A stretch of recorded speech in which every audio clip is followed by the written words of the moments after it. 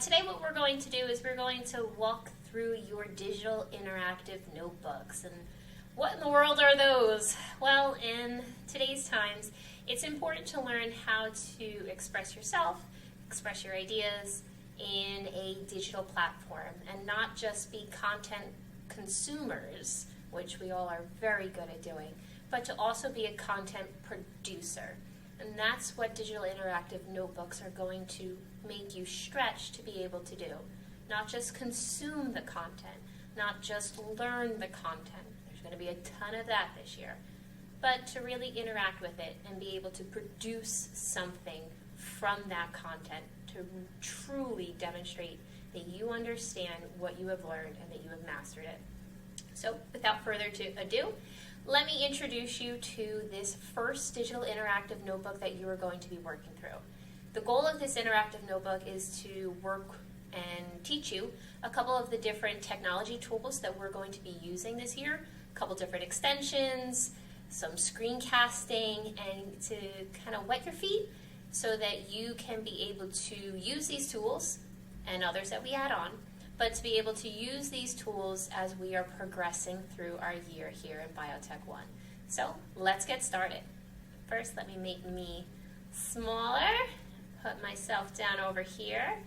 So welcome to your notebook. So this first notebook here has been shared out with you. And what's wonderful about this is, yes, it does look like a notebook, and yes, there was a lot of work that went into these, but what it's done is so that you'll be able to work with this notebook in the edit mode of Google Slides. So everything in here is completely editable. Then you'll be able to put your content directly into here. So on this first slide, this text box that's here, so none of this is clickable, but what is clickable is right here where you can type and put in your name. So we're gonna pretend, and we can put my name in there. So the text box is already there, already placed, waiting for you to enter in your information. Along on the side, you can see, well, it does look like a notebook, and these tabs are completely clickable, so that if you were to click this tab, you'll see that it takes you right to slide 2, which is your table of contents. So these tabs that are on the side are meant to guide you through and show you your progression as you're working through this. So here's a couple different things here. These icons are going to be really important for you. I'm a very visual learner, so that's why things look the way that they do, but it's also very repetitive, and I find comfort, I guess, within that. So here are going to be some of the symbols that we're going to be using throughout all of our digital interactive notebooks. One of the activities that we're going to be able to do is something called a click and drag. So what is with those, you can see that there are blank spaces here, and these text boxes that are here are movable. So you'll be able to come in and move these text boxes to be or to where you think it should go. So if you think that it's this one, you can put your answer in here, and that's a click and drag. So it's moving a picture from one place to another to match up vocab terms, to match up a description, something that's been there for you. Down here, you'll notice that there are, well, as you're working through this, you'll notice that there are numbers. The tasks within your different digital interactive notebooks will have numbers to guide you along what task you need to do. So when you get to this page, the first thing that you would do would be, task 1. So when you click through here, there will be a video tutorial that you'll be able to click on. That'll take you right out to a video that will show you how to insert text boxes, link items, and all of that wonderful stuff right into your digital interactive notebook. The click and drag, like we talked about, would be number 2. For number 3, which norm do you think would be the hardest for you, and why? Notice here how I did not put in a text box for you. You come up here to this T. You notice how it has crosshairs? If you just click, the text box is huge. But what you can do is you can draw in, with the lovely lag that there is, you can draw in and then be ready to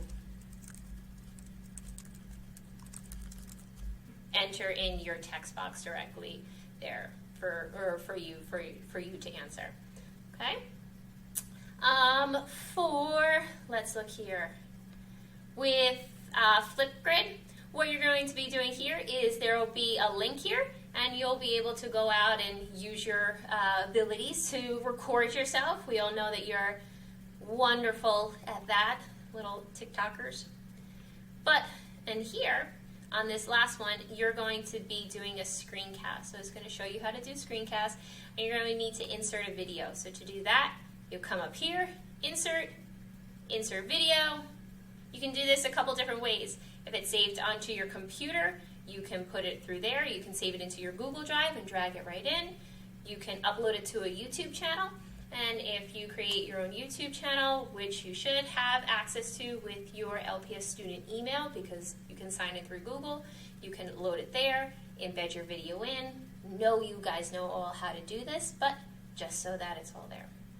The last piece that I just want to show you really quick is how to insert a link. So let's go back to slide 3 where we put this text in.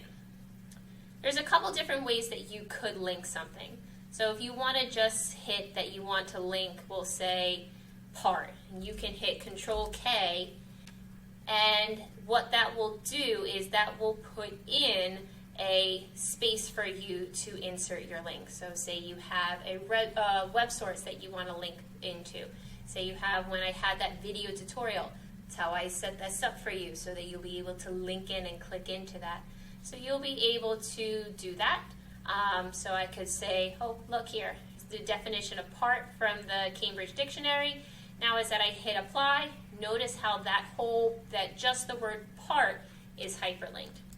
Say we wanted to do something a little different, and instead of just that one piece being hyperlinked, you wanted this entire text box to be hyperlinked. So now I have that selected, same idea, Control K, and you can put in whatever it is that you want to link to a web source, something like that, whether it's on your Google Drive or directly on the web. So I am so excited for you guys for this year. It will be different, it will be challenging, but we are going to do this together, and we will be perfectly fine at it. Again, the goal for Digital Interactive Notebooks is for you to interact with what you're doing, to express your learning, to show mastery, and to truly become content producers, not just content consumers. So, I'll see you in the next notebook.